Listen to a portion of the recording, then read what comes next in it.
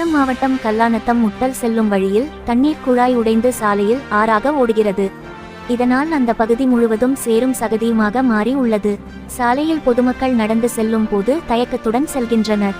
நெடுஞ்சாலைத்துறை அதிகாரிகள் உடனடியாக சாலையை சீர் செய்ய வேண்டும் என அப்பகுதி மக்கள் கோரிக்கை வைத்துள்ளனர். சேலம் மத்திய சிறையில் விசாரணை மற்றும் தண்டனை கைதிகள் என சுமார் 800க்கும் மேற்பட்டுள்ளோர் அடைக்கப்பட்டுள்ளனர்.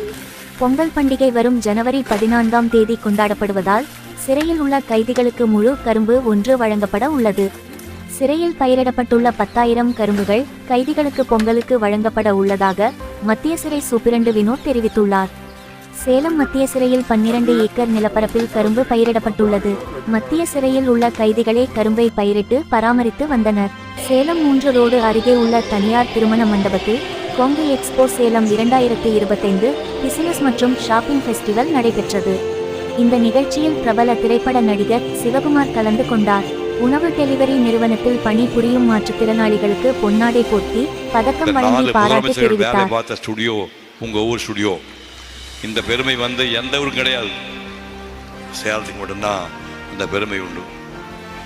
அந்த முதல்ல எம்ஜிஆரை வைத்து தமிழ்நாட்டில் யாரும் பண்ணல. முதல்ல அலிபாபா 40 முதல் கடற்படம் எடுத்தாள் டிஆர் சுந்தரம்.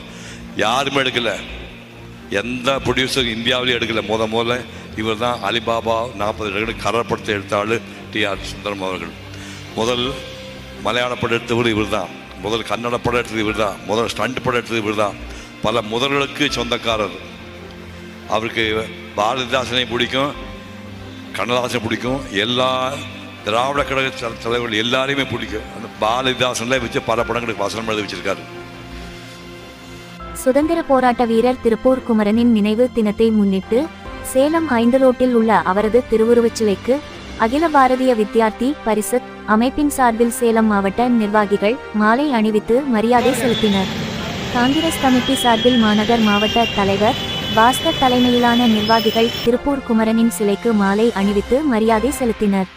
இந்த நிகழ்ச்சியில் காங்கிரஸ் கட்சியை சேர்ந்த நிர்வாகிகள் தொண்டர்கள் கலந்து கொண்டனர். வனவாசி அரசினர் பாலிடெக்னிக் கல்லூரியில் இரத்ததான முகாம் கல்லூரியின் முதல்வர் ஜெகதீசன், துணை முதல்வர் முருகேசன் தலைமையில் நடைபெற்றது. இந்த முகாமில் 50க்கும் மேற்பட்ட மாணவர்கள், ஆசிரியர்கள், அலுவலக பணியாளர்கள் இரத்ததானம் வழங்கினர்.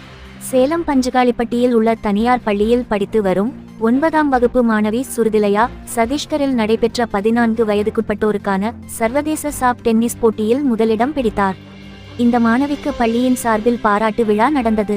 சேலம் மாவட்ட காவல்துறையின் சார்பில் பொங்கல் விழா சேலம் குமாரசாமிப்பட்டி ஆயுதப்படை மைதானத்தில் கொண்டாடப்பட்டது. இந்த விழாவில் பல்வேறு கலை நிகழ்ச்சிகளும் பொழுதுபோக்கு அம்சங்களும் ஏற்பாடு செய்யப்பட்டிருந்தன. மாவட்ட காவல் கண்காணிப்பாளர் கௌதம் கோயல் தனது மனைவியுடன் மாட்டு வண்டியில் ஏறி வலம் வந்தார். பெண்காவலர்கள் புது பானையில் பொங்கல் வைத்தனர். கிராமத்தில் உள்ளது போன்று குடிசை செட் அமைத்து ஆடுகள், கோழிகள், ஏற்கலப்பை, கயிற்றுக்கட்டில், கிணறு, ஆட்டுக்கள், அம்மிக்கல், பசுமாடு ஆகியவற்றை தத்ரூபமாக வடிவமைத்திருந்தனர். இந்த நிகழ்ச்சியில் காவலர்கள் தங்கள் குடும்பத்தினருடன் திரளாக கலந்து கொண்டனர்.